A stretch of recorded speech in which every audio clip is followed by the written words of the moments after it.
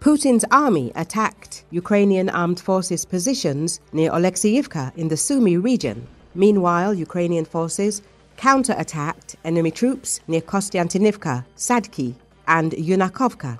A Russian military correspondent, allegedly linked to the northern group of Russian forces, stated that relatives of approximately 200 servicemen from the 186th Motorized Rifle Regiment of the Russian Armed Forces are asking the Russian military command to evacuate the group, including the bodies of the deceased servicemen. At the same time, the military correspondent claims that this regiment has been operating in the Kurilovka area in the Kursk region since September 2025. Z Channel also claims that Colonel-General Yevgeny Nikiforov, commander of the Northern Group of Forces, ignored the Russian General Staff's ban on the use of territorial command units of motorized rifle regiments formed from Russian Aerospace Forces personnel in offensive operations.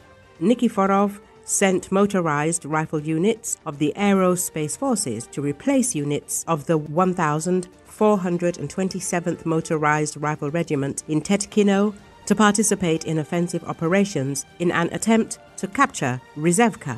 The military correspondent claims that units of the 382nd Marine Battalion of the 810th Marine Brigade advanced toward Stepnoye, but then retreated to their original positions. Meanwhile, units of the 3rd Battalion of the 810th Marine Brigade suffered heavy losses while crossing the river in Kondratovka and are not receiving sufficient medical care to combat winter illnesses.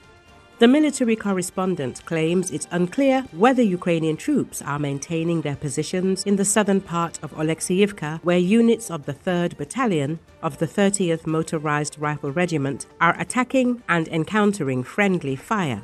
It's also known that Russian troops are withdrawing territorial control units from Yunakovka. In these circumstances, Russia is again trying to defend Kursk with the help of North Korean soldiers. Russian troops do not have enough drones in the Kursk region and are losing personnel on the front in the Liman region.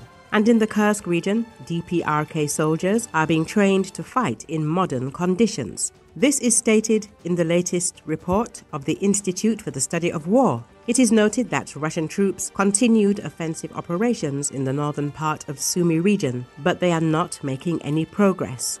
A Russian military blogger associated with the Russian group of troops North stated that the medical staff of the Russian 1st Motorized Rifle Regiment operating in the Kursk region is poorly organized, unable to provide quality medical care, and has low combat effectiveness. He also claims that North Korean troops in the Kursk region are actively testing North Korean weapons, including multiple launch rocket systems, in the Ukrainian theater of operations in order to gain useful knowledge about modern warfare.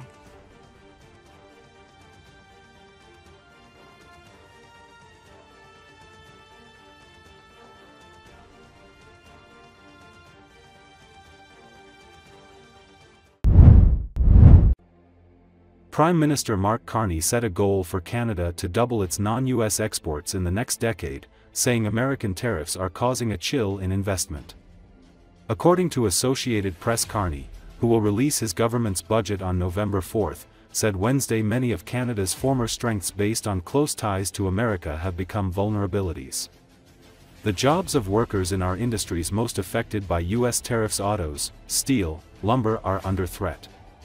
Our businesses are holding back investments, restrained by the pall of uncertainty that is hanging over all of us, Carney said. US President Donald Trump has been threatening Canada's economy and sovereignty with tariffs, most offensively by claiming Canada could be the 51st state. Carney reiterated in an evening address to Canadians that the decades-long process of an ever-closer economic relationship between the Canadian and US economies is now over. The US has fundamentally changed its approach to trade, raising its tariffs to levels last seen during the Great Depression, Carney said. We have to take care of ourselves because we can't rely on one foreign partner.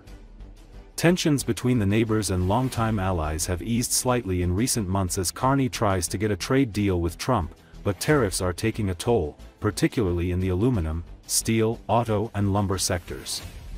More than 75% of Canada's exports go to the US. We are re-engaging with the global giants India and China, he said. Canada is the top export destination for 36 US states. Nearly $3.6 billion Canadian worth of goods and services cross the border daily. Canada's free trade deal with the US is up for review in 2026.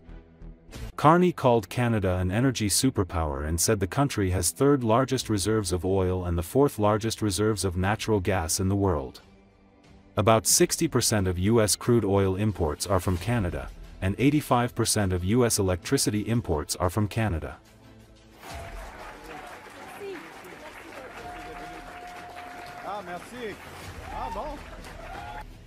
But this process, this decades-long process of an ever closer economic relationship with the United States, is now over. And as a consequence, many of our former strengths as a country, former strengths more particularly as our economy, strengths based on close ties to America, have become our vulnerabilities. And as a result of that, the jobs of workers in our industries most affected by the US tariffs in autos and steel and lumber are under threat. And our businesses are holding back investments restrained by the pall of uncertainty that's hanging over all of us. Our relationship with the United States will never again be the same as it was, even though in this new world of protectionism, we have the best trade deal of any other country, and we're working to make it even better still. And this is what the upcoming budget will be about: building, taking control, and winning. We will make generational investments with a plan to protect our communities, our borders, our way of life. We will build a stronger economy where everyone has a chance to get ahead. And we will empower Canadians with new opportunities, better careers, and a lower cost of living. Now, we start with protection, because to build more of what we need, we must protect what we have. Safe communities attract people and families to put down roots, get a home, build a rewarding career, and ensure their children get a good education. So as soon as Parliament opened in the spring, we introduced the strongest legislation in Canadian history to secure our borders and crack down on gun trafficking and illegal drugs such as fentanyl. We introduced new legislation to combat the horrifying rise in hate and violent intimidation, including to protect against anti-Semitism and Islamophobia. And as I shared last week, we will table legislation for stricter bail and sentencing laws. To help secure our communities, we're hiring 1,000 new RCMP personnel, and to secure our borders, we're hiring 1,000 new border services officers.